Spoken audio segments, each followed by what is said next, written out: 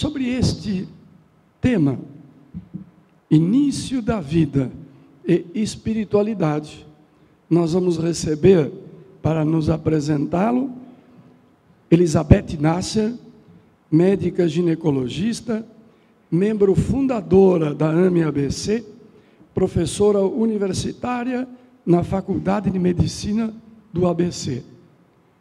Bom dia a todos. É com muita alegria que nós estamos aqui, da AME-ABC, para recebê-los. Sintam-se todos abraçados. Nós estamos realmente muito felizes de poder dividir com vocês parte do nosso estudo, das nossas reflexões, das nossas pesquisas. Então, saibam que esse é um momento muito importante para cada um de nós da AME-ABC. E gostaria que vocês também se sentissem com a mesma felicidade que nós estamos. Nós vamos conversar sobre um tema que não... O início da vida é um tema que não tem fim. Existem várias teorias, existem várias reflexões sobre o tema, e nós vamos aqui buscar, então, trazer para vocês um pouco do que nós estudamos e compilamos sobre o tema. A definição de vida é uma definição que encontra nas diversas correntes teorias diferentes. Nós vamos encontrar reflexões que médicos afirmam como início da vida, filósofos, juristas, líderes religiosos. E para nós espíritas, todos temos a tranquilidade e a consciência disso, que o início da vida do ser humano, como instrumento de evolução do espírito, começa na concepção. Então, por que vamos questionar o início da vida? O que nos leva a questionar o início da vida? Um pouquinho de história.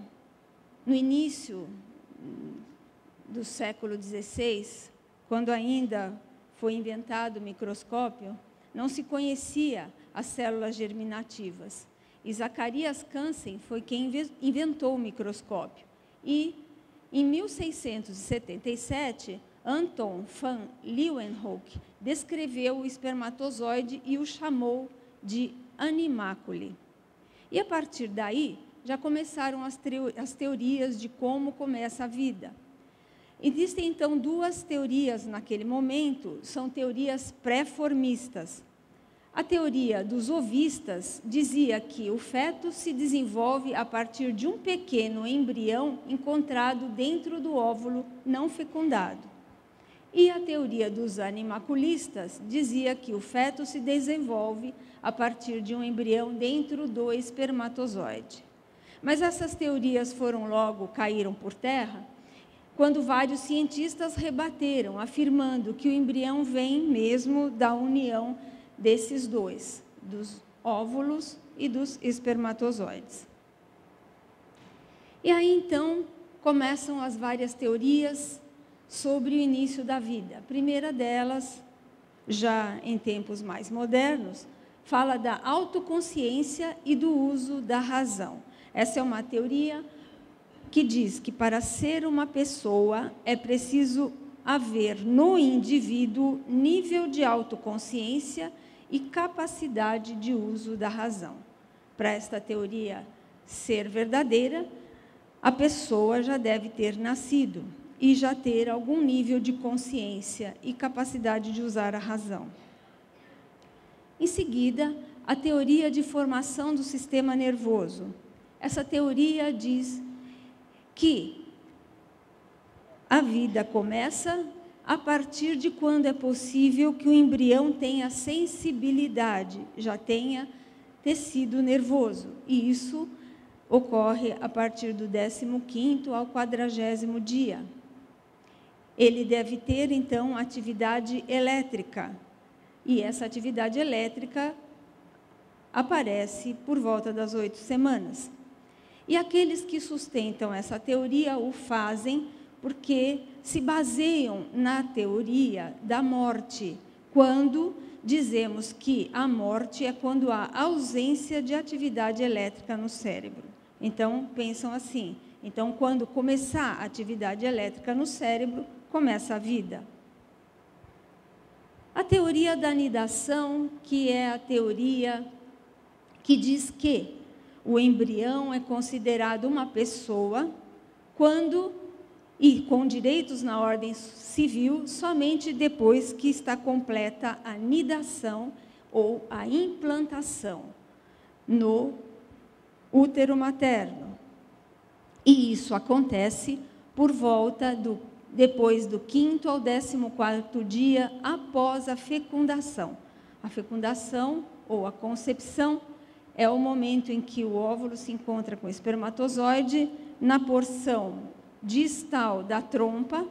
Então, essa aqui é um corte do útero. O espermatozoide vai entrar pelo trato genital feminino e vai se encontrar com um óvulo que saiu do ovário, vai se encontrar nesta região e, passados 5 a 14 dias, ele vem se implantar no útero materno. E isso é uma teoria muito aceita pela Organização Mundial de Saúde e, em consequência disso, aceita pela maioria das confederações de medicina. Vários países assim aceitam. E aqueles que justificam essa teoria o dizem por afirmar, então, que antes de que haja a implantação ou anidação, o ser é único, ele não tem unidade, ele ainda poderá se dividir em dois e dar origem a duas pessoas. Que antes disso, antes dessa implantação, eles dizem que não há relação da gestante com o gestado. Então, esse intercâmbio com a mãe ainda não existe. E também porque, até esse momento, a seleção natural acaba eliminando grande parte dos óvulos fecundados, o que é verdade. Sabemos que 50% a 70% de óvulos fecundados são eliminados naturalmente, sem que a mulher nem saiba que tenha havido a fecundação. E a teoria da fecundação é aquela que diz que a vida começa quando do encontro do gameta feminino, o óvulo, com o gameta masculino, o espermatozoide. E como fica, então, o início da vida para a embriologia, para a biologia e para a genética? Karl Ernst von Baer, cientista russo, médico naturalista,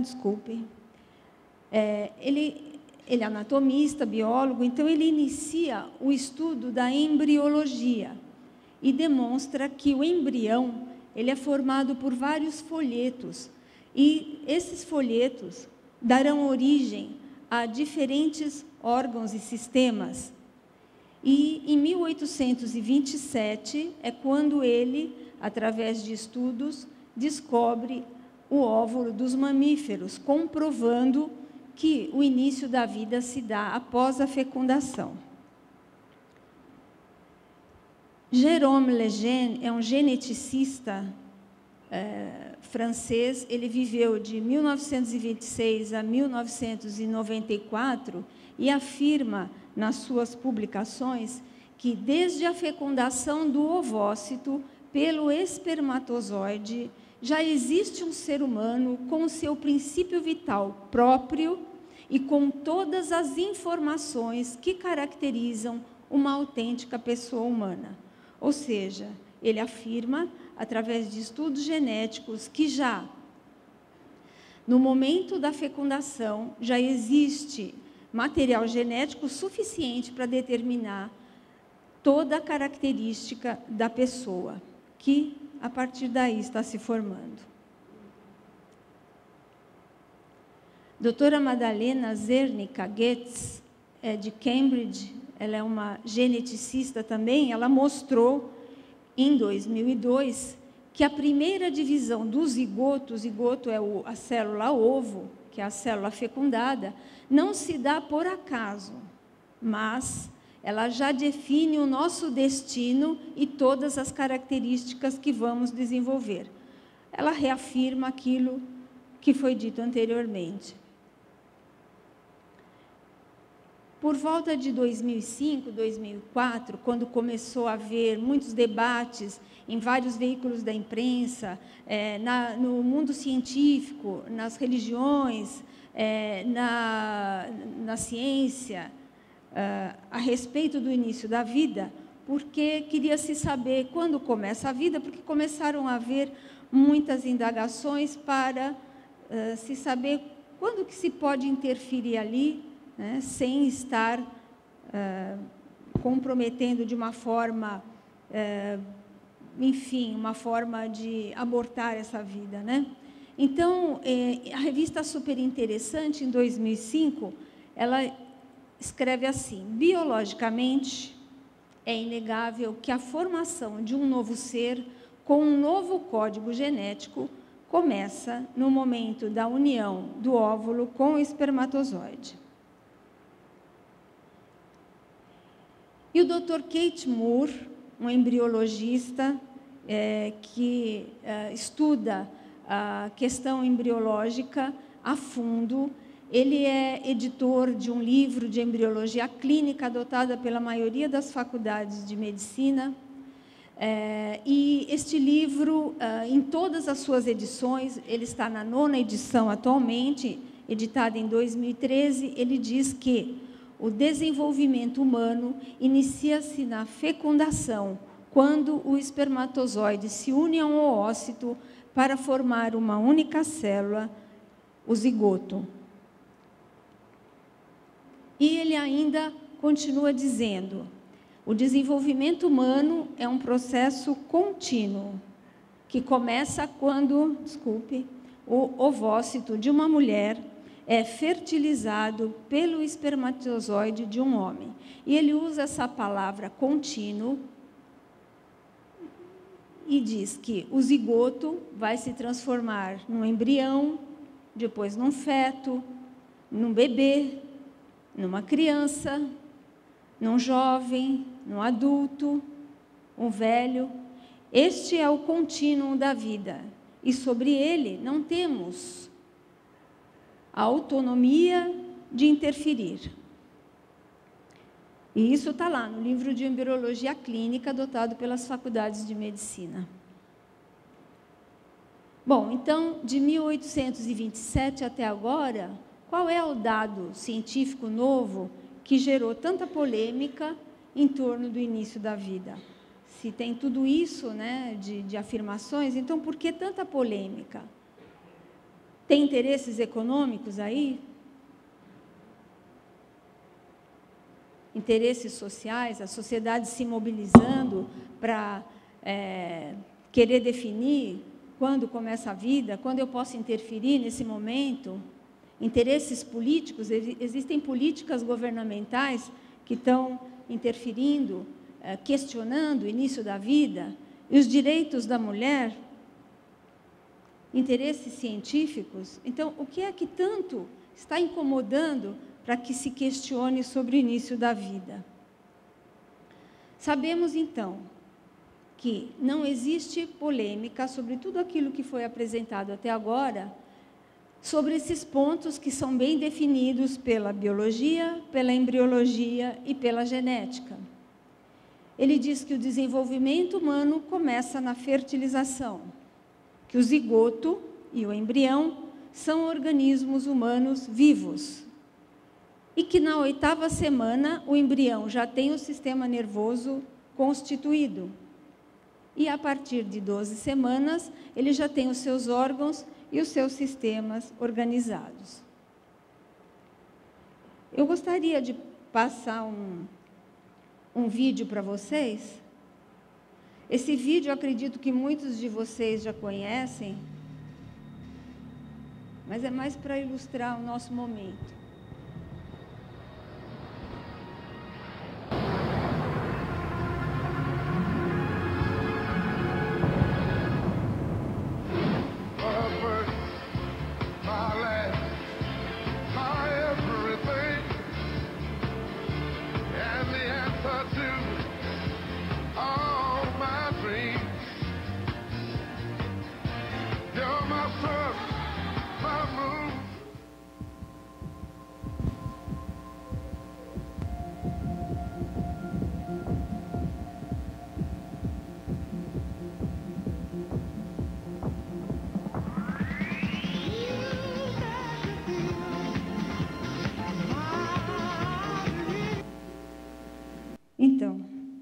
legal, né? Eu sei que bastante gente já conhece isso daí, mas eu acho que eu coloquei esse vídeo para fazer a seguinte pergunta: será que eu sou o resultado do melhor óvulo da minha mãe com o melhor espermatozoide do meu pai? Será que eu sou o resultado daquele espermatozoide mais esperto, mais galanteador, né? Será que é tudo isso? Não, gente, nós somos o resultado do óvulo necessário e do espermatozoide necessário para dar uma condição ao meu espírito eterno de cumprir os meus compromissos reencarnatórios. É simples. Não tem essa coisa de escolher o melhor óvulo, escolher o melhor espermatozoide, fazer uma seleção. E eu, quando estava vendo isso aí, preparando, eu me lembrei de uma coisa que aconteceu comigo. Quando a minha filha era pequena, ela via sempre o papai e a mamãe sair para fazer um bebê nascer, para tirar um bebê da barriga da mãe. E aí ela se perguntava, como é, como que não é, né? Como nascem os bebês? E a gente, né? E um dia, ela perguntando assim, e como que o bebê entra na barriga da mamãe, né? Aí nós procuramos aquele livro, Quando Começa a Vida, de onde vêm os bebês, né? De onde vêm os bebês. E aí deixamos lá e um dia ela estava só nós três, a irmãzinha dormindo. Aí pegamos o livro e começamos a mostrar. Olha, a plantinha, com a plantinha é assim, com a galinha é assim, com o cachorrinho é assim. E aí a irmãzinha acordou, começou a chamar, e aí ela fechou o livro e fez... Eu falei, o que é isso? Será que ela está entendendo? Né? Aí passou, pegamos a irmã, ficamos brincando.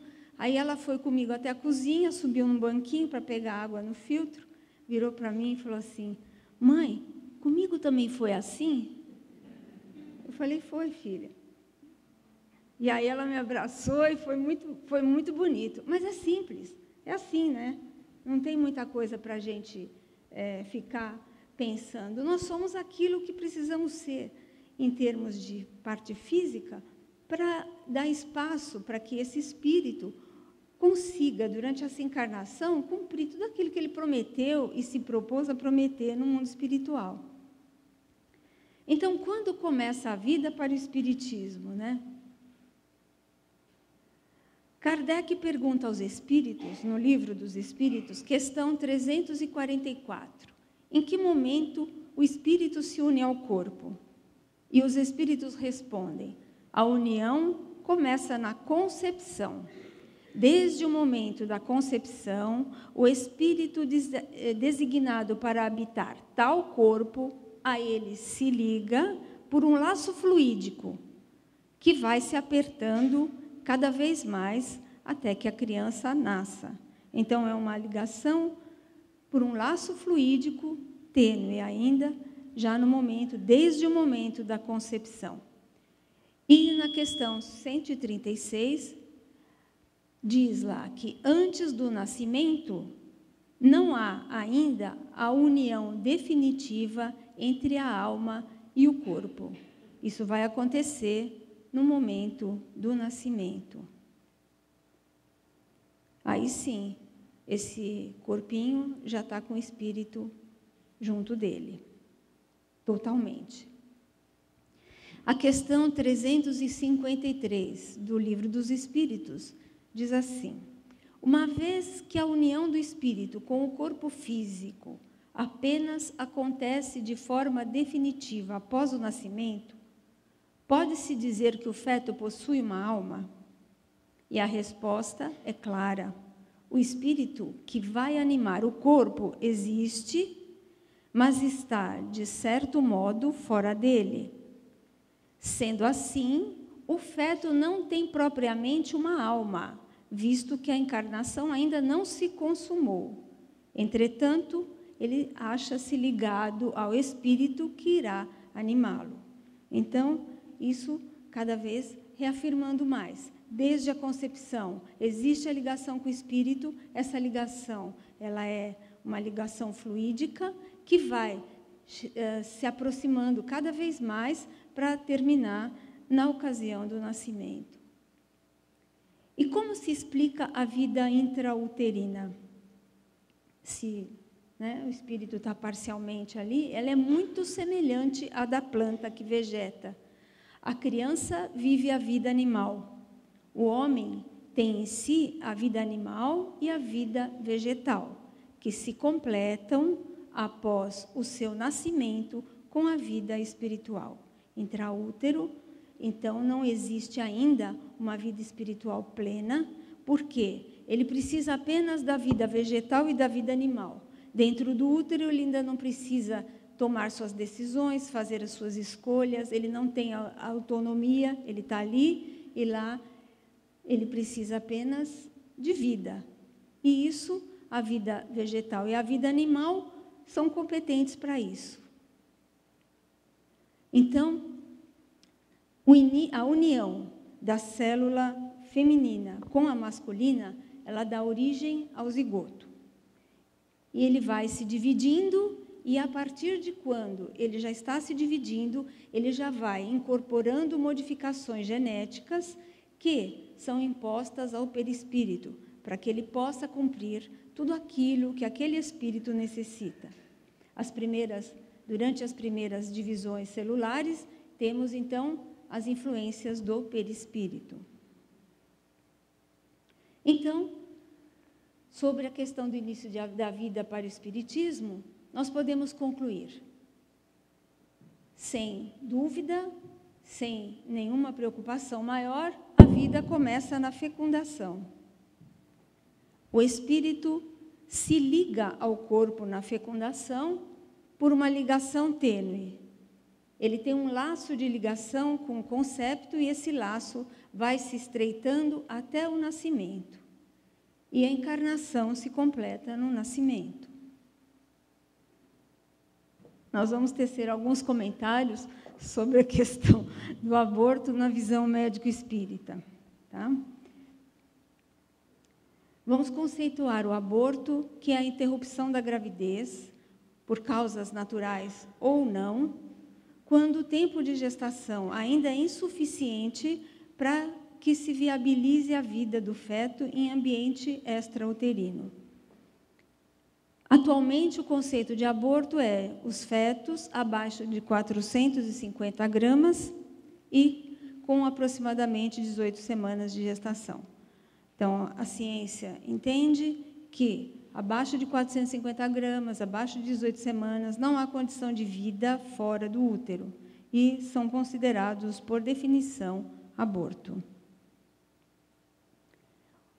Nós sabemos que o Código Penal brasileiro ele não autoriza a realização do aborto. O aborto não é autorizado por lei no Brasil e existem duas exceções no artigo 128 desse Código, que é quando eles dizem que o aborto poderá ser realizado de forma legal, que é quando há risco de vida materno. O risco de vida materno são condições específicas que são definidas a partir de uma junta médica, quando, se a mulher prosseguir nessa gestação, ela corre o risco de morrer. Nesse caso, a espiritualidade também permite a realização do aborto. A segunda condição que o Código Penal coloca como exceção a crime de aborto é o estupro. Essa condição, o Código Penal também autoriza que seja feito o aborto terapêutico, o aborto legal, mas espiritualmente não há permissão para essa realização. E existe um terceiro ponto, que é sobre as doenças genéticas graves incompatíveis com a vida. Nessa condição, o Código Penal ainda não foi modificado, mas existe uma tolerância do Poder Judiciário para que haja essa interrupção das gestações em doenças incompatíveis com a vida. Então, o que seria essa tolerância, né? Como eu já tinha comentado, em mais ou menos 2004, começaram a haver vários questionamentos, começou a haver uma mobilização em várias esferas, tanto na parte social quanto na parte científica, por terem condição de detecção de doenças genéticas e incompatíveis com a vida. E em 2004, a Confederação Nacional dos Trabalhadores de Saúde propôs uma ação para que o Supremo Tribunal Federal julgasse a possibilidade, então, de realizar a interrupção, né, terapêutica da gestação de fetos anencéfalos. E, a partir de 2004, começaram a haver vários movimentos, tanto na parte médica, científica, religiosa, de líderes religiosos, sociais, enfim, e jurídicas, mas essa ação só foi julgada 8 anos após, né? E hoje eles e há 8 anos depois dessa ação ter sido proposta, os ministros decidiram pelo placar de 8-2, 8 a favor e 2 contra, que a interrupção terapêutica induzida da gravidez de um feto anencéfalo não configura crime de aborto. Então, a partir daí, criou-se uma força vinculante, que eles dizem que cada vez que acontecer um caso de feto anencéfalo, a opinião do Supremo Tribunal Federal deve orientar o entendimento dos tribunais. Ou seja, chegando um caso num tribunal, a mulher tem a possibilidade de realizar o aborto no caso dos anencéfalos, cujo diagnóstico é feito através de ultrassonografia, e vamos ver o que é um anencéfalo, né? A anencefalia, então, é uma grave malformação fetal em que ocorre falha do fechamento do tubo neural, que é a parte primeira que vai dar origem ao sistema nervoso do feto. E, nessa condição, existe uma ausência do encéfalo, que é esta parte aqui, ou parte dele, né? Permanece o tronco cerebral, né? E cerca de 65% desses fetos já tem óbito intraútero, mas uma parte deles nasce vivo, tem batimentos cardíacos, apresenta movimentos respiratórios, mesmo depois do nascimento, e tem possibilidade de viver algumas horas, alguns dias, e existem casos de anencéfalos que viveram até meses. Para a ciência médica, o que fica, né, de verdade sobre a anencefalia, né? É uma associação da anencefalia, é uma associação que tem uma grande frequência com as complicações maternas. Então, a gente sabe que existe uma grande incidência de hipertensão, elas desenvolvem pressão alta, aumenta muito o líquido amniótico, isso pode levar a alterações de embolia. Tem uma série de complicações que, na verdade, acontecem com as mães que estão gestando esses fetos anencéfalos, mas que são detectáveis durante um atendimento de pré-natal, no caso da gestante ter optado por manter a gestação até o final. No Brasil, a incidência é variável. Aqui tem uma incidência média, mais ou menos de 1 para 1.000 nascidos vivos. Em alguns locais, essa incidência é maior, em outros, ela é melhor. Mas o que se sabe é que tem vários fatores associados à anencefalia.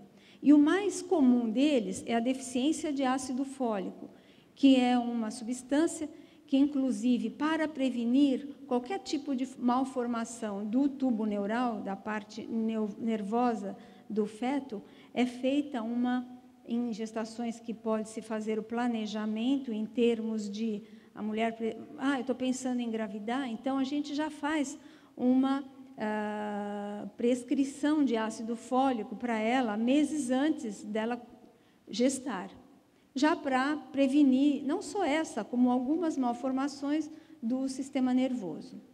Também existem a teoria relacional aos poluentes ambientais, sabemos que alguns poluentes podem interferir, e também algumas medicações que podem causar iatrogenia e levar a esse tipo de malformação, interrompendo, então, o desenvolvimento do sistema nervoso deste feto. Bom, em 2004, o Dr. Ives Gandra da Silva Martins, um emérito jurista, publica, na época em que começaram todas as discussões, em que aquela ação chegou ao Supremo Tribunal, ele então faz uma publicação a respeito da opinião dele, baseado na Constituição, dizendo que, são palavras dele, no artigo que diz a concepção do ser humano à luz do direito, publicado numa revista de 2004. Ele diz que a Constituição brasileira garante o direito à vida. O Código Civil e o Pacto de San José da Costa Rica, que foi um pacto que o Brasil foi signatário, declara que a vida principia na concepção.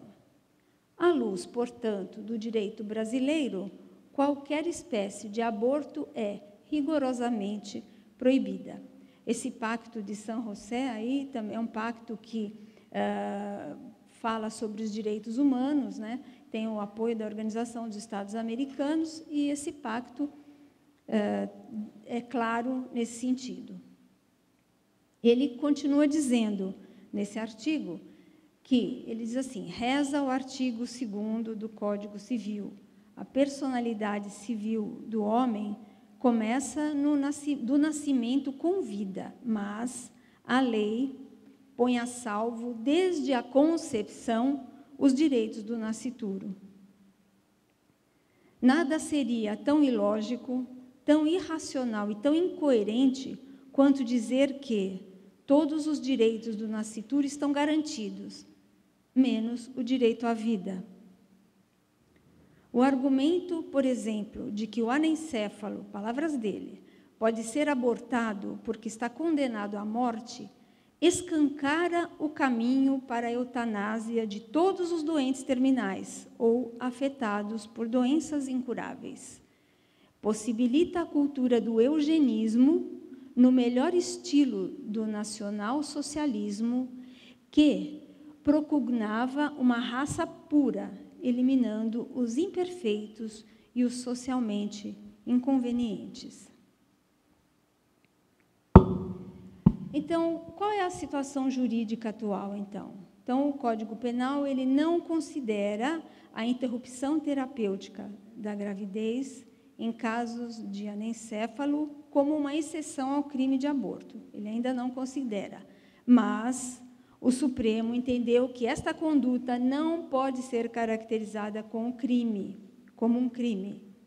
Então, a partir daí, a decisão do Supremo orienta, portanto, o entendimento dos tribunais. Então, atualmente, a situação jurídica é esta que se apresenta. A mulher que chegar com anencéfalo, ela poderá interromper a sua gravidez sob a proteção jurídica atualmente. Bem, e para o Espiritismo, né? O que eles falam sobre isso, né? Então, a pergunta é, que objetivo visa a providência, criando seres desgraçados como os cretinos e os idiotas?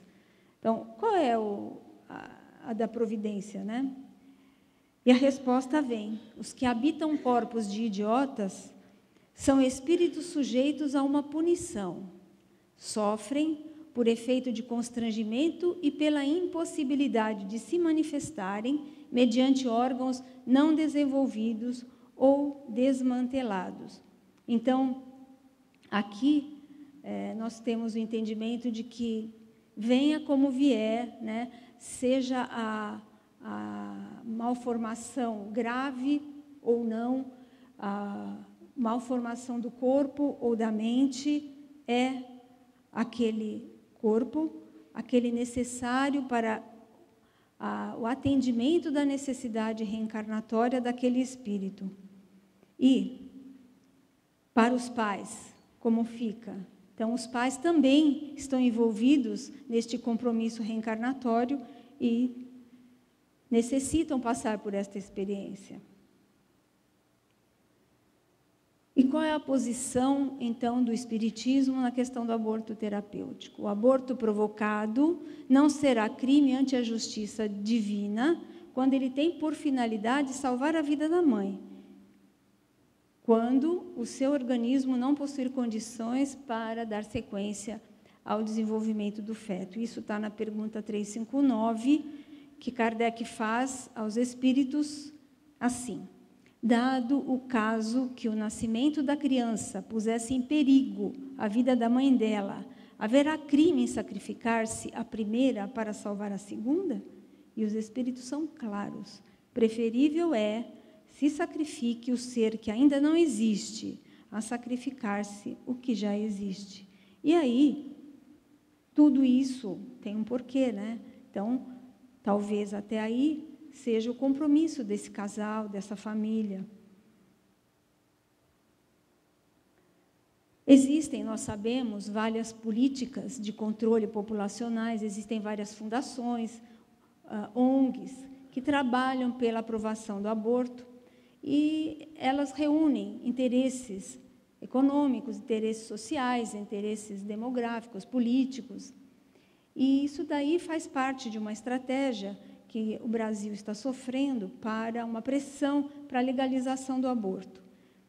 E, inclusive, de fundações e de organizações de fora do Brasil, como a Fundação Ford, as organizações Rockefeller, né, a Fundação Internacional de Planejamento Familiar e o relatório Kissinger, todos eles citados muito nas questões que querem a legalização do aborto. E sabemos também que a Organização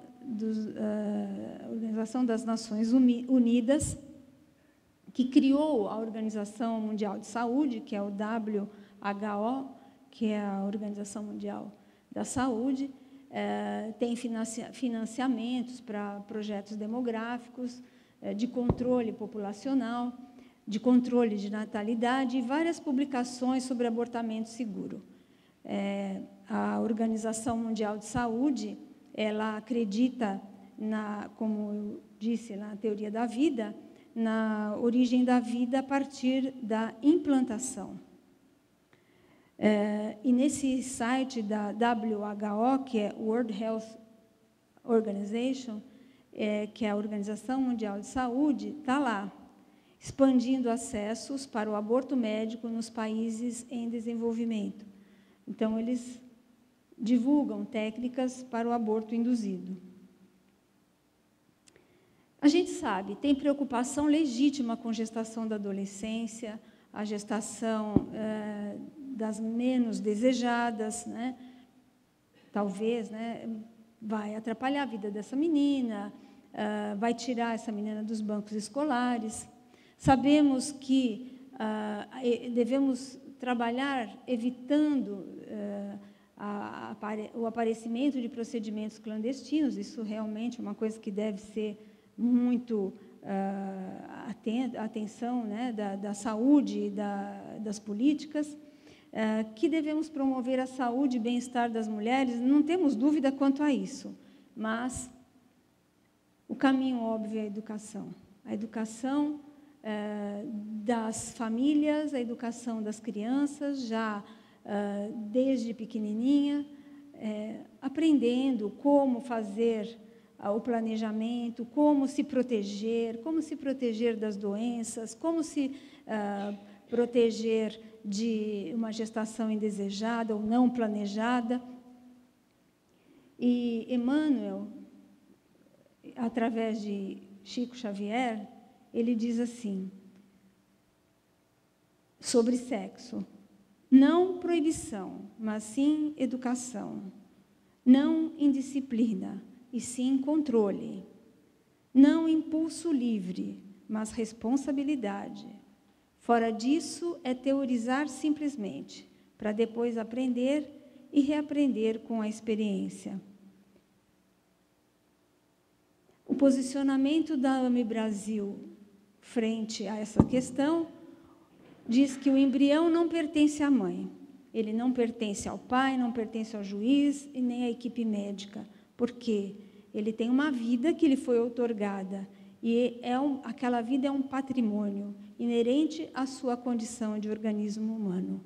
E isso vale para todo feto, mesmo os que têm anomalias incompatíveis com a vida. Então, como conclusões, a vida é um bem, é uma concessão que nos foi outorgada e que dela não se pode dispor. E, além disso, devemos cuidar muito bem dela, né? Diante deste organismo vivo, a questão básica é: quem tem direito de eliminar esse organismo? É o médico, a mãe, o pai, o Estado? Quem? Do ponto de vista ético, quem é que pode decidir se um ser vive ou morre? Então, são perguntas muito chocantes, para que a gente realmente entenda que o que vale é que a vida é um bem, e esse bem que foi outorgado, ele é próprio daquele ser. Eu gostaria de terminar aqui a apresentação fazendo algumas reflexões que, certamente, alguns de nós pode já ter praticado aborto, e nessa vida, em outra vida, e isso, felizmente, nós temos a nosso favor a misericórdia divina, e a misericórdia divina, ela nos protege e nos dá possibilidades de compensar qualquer erro que tenha acontecido. E existem várias as formas de sublimar um ato errado, e podemos nos concentrar em coisas positivas, fazendo prece por esse espírito que foi, fazendo benfeitorias, ajudando crianças carentes, apoiando as mães que estão em dúvida sobre esse momento, fazendo trabalhos voluntários, colaborando com crianças na educação, atendendo a infância desassistida e até, por que não, adotando uma criança.